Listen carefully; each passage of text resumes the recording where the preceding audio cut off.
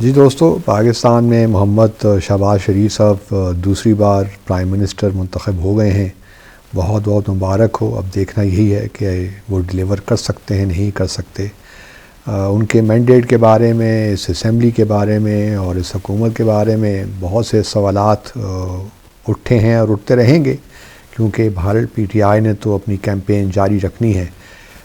گو کہ وہ اسمبلی میں موجود ہیں، لیکن پھر بھی جو اس وقت ریگنگ کے ایلیگیشنز ہیں وہ کافی سیریس ہیں۔ لیکن ہماری دعا تو یہی ہے کہ پاکستان بحیثیت ریاست آگے چلے، اور دیکھنا یہ ہے کہ جو کولیشن گورنمنٹ ہے یہ کوئی ڈیلیور کر سکتی ہے کہ نہیں کر سکتی، کیونکہ اگر سیاسی استحکام ملک میں نہیں ہوگا تو اقتصادی اور معاشی طور پہ ڈیلیوری بہت مشکل ہو جاتی ہے۔ اور جو کولیشن گورنمنٹ ہوتی ہے تو جو فنڈامنٹل جو بہت مشکل فیصلے وہ بھی نہیں ہو پاتے۔ تو اب دیکھنا یہی ہے کہ شہباز شریف صاحب کس طرح آگے بڑھتے ہیں، لوگوں کو ریلیف ملتا ہے نہیں ملتا۔ کوئی زیادہ توقعات تو نہیں رکھنی چاہیے، کیونکہ پی ڈی ایم کی حکومت ہم پہلے بھی دیکھ چکے ہیں 16-17 ماہ۔ تو لیکن پھر بھی پیوستہ رہ شجر سے امید بہار رکھ، تو یہ امید تو بہرحال قائم رکھنی ہی پڑتی ہے۔ تو لیٹس ہوپ کہ things get back on track, اور جتنی جلد ہو سکے اتنا ہی اچھا ہے۔ دوسری طرف پرائم منسٹر مودی 7 مارچ کو سری نگر جا رہے ہیں۔ اب چونکہ وہاں بھی بھارت میں انتخابات کا سلسلہ جاری ہو گیا ہے اور بڑی بڑی ریلیز اب ہو رہی ہیں، تو پرائم منسٹر کی جو مودی ہیں ان کی یہ پہلی اور شاید آخری ہی ریلی ہو مقبوضہ جموں اور کشمیر میں۔ جموں میں گئے تھے 2 ہفتہ پہلے، اور اب سری نگر آ رہے ہیں 7 مارچ کو، اور یہ دعویٰ کیا جا رہا ہے کہ تقریباً 1 لاکھ لوگ اس ریلی میں شرکت کریں گے، اور یہ بخشی اسٹیڈیم میں ہوگی۔ بخشی صاحب وزیر اعظم رہے ہیں مقبوضہ جموں اور کشمیر کے 50s میں، تو یہ ان کے نام سے اسٹیڈیم منسوب ہے۔ تو اب 1 لاکھ سری نگر یا ویلی سے تو نہیں آ سکتے، اس بات پہ تو مجھے پورا یقین ہے۔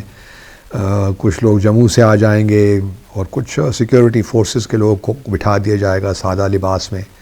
سادہ کپڑوں میں۔ تو یہ 1 لاکھ اگر تعداد پوری کرنی ہے تو اس طرح ہی کی جائے گی، لیکن یہ ہو نہیں سکتا کہ ویلی کے لوگ یا for that matter even Jammu کے بھی کچھ علاقے ہیں جہاں سے لوگ آئیں اور پرائم منسٹر مودی کو سنیں، کیونکہ بہت غم و غصہ ہے خاص طور پہ ویلی میں، جو کہ جو اسپیشل اسٹیٹس تھا مقبوضہ جموں اور کشمیر کا اس کو ایبروگیٹ کیا گیا۔ پھر جو ڈیموگرافک چینجز لائی جا رہی ہیں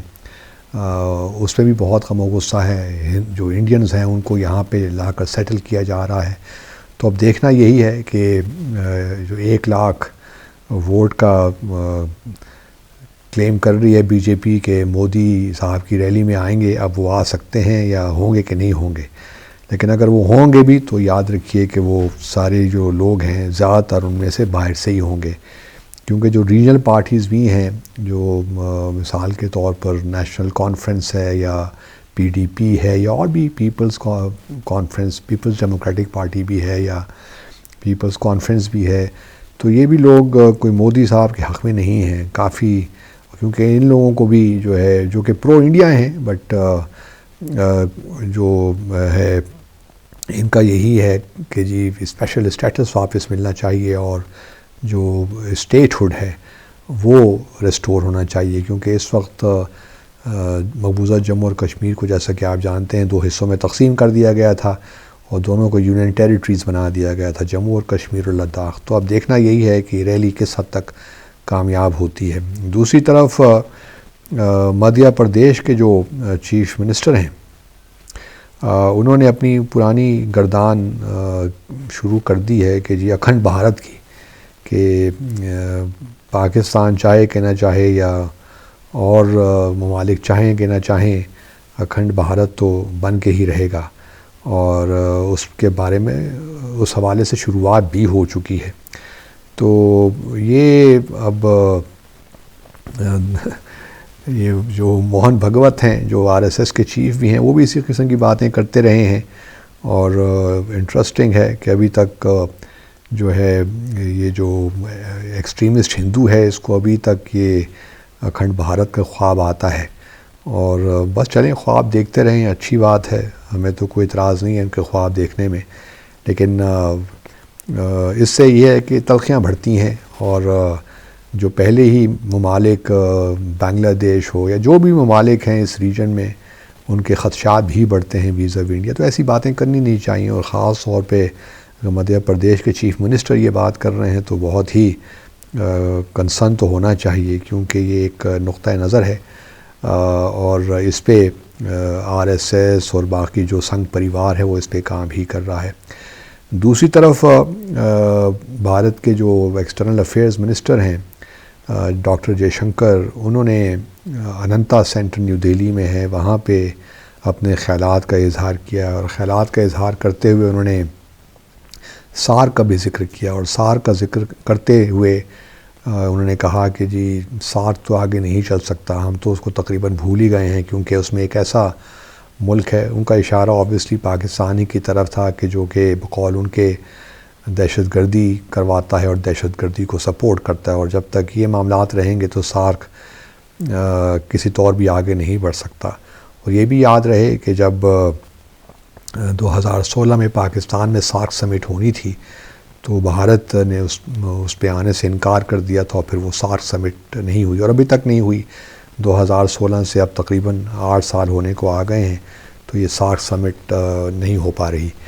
چلیے پاکستان کو میں تو کہتا رہتا ہوں کہ سارک میں فوکس زیادہ نہیں کرنا چاہیے، کیونکہ جب تک بھارت اور پاکستان کے تعلقات میں کشیدگی ہے،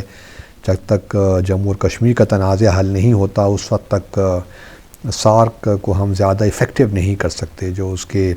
آبجیکٹوز ہیں وہ بھی حاصل نہیں ہو سکتے، نہ اکنامک انٹرڈیپینڈنس ہو سکتی ہے، نہ ریجنل کنیکٹیویٹی ہو سکتی ہے۔ تو ہمارا فوکس بھی ویسٹ پہ ہونا چاہیے، ای سی او پہ خاص طور پہ، یا افغانستان، سینٹرل ایشیا، یہ ہماری پریورٹیز ہونی چاہیے۔ چائنا خاص طور پہ سی پیک جو فلیگ شپ پروجیکٹ ہے اس پہ ہمارا فوکس زیادہ ہونا چاہیے بھارت کے ساتھ۔ اور یہ نہیں ہے، آپ دوسرے جو سارک ممالک ہیں، بنگلہ دیش ہے، سری لنکا ہے، مالدیوز ہے، نیپال ہے، ان کے ساتھ آپ بالکل دو طرفہ تعلقات بڑھائیے، لیکن سارک کے اندر اگر آپ فریم ورک میں کچھ نکالنا چاہتے ہیں تو اس سے نکلے گا کچھ نہیں۔ یہ میری کنسیڈرڈ اوپینین ہے، کنسیڈرڈ ویو ہے، اور میں اس کے بارے میں بالکل مجھے یقین ہے کہ ایسا ہو نہیں سکتا کہ جب تک پاکستان اور بھارت کے درمیان یہ ہاسٹیلیٹی رہے اور سارک کو ہم دیکھیں کہ بہت افیکٹو ہو جائے ایز اے ریجنل آرگنائزیشن، ممکن ہی نہیں ہے۔ تو ہمیں بھی اپنا فوکس ٹھیک کرنا چاہیے۔ ڈاکٹر جے شنکر بھی ٹھیک کہتے ہیں ایک لحاظ سے کہ جی جب تک تعلقات ٹھیک نہیں ہوتے، کیونکہ ان کے جو کنسرنز ہیں وہ بالکل بے بنیاد ہیں، پاکستان کی بھی دہشت گردی کے حوالے سے بے شمار کنسرنز ہیں۔ تو لیٹس ہوپ کہ ایک وقت آئے گا کہ دونوں ممالک بیٹھیں گے اور جموں اور کشمیر کا تنازع پہلے حل کریں گے، اس کے بعد باقی باتیں خود بخود سیٹل ہو جائیں گی۔ Thank you very much.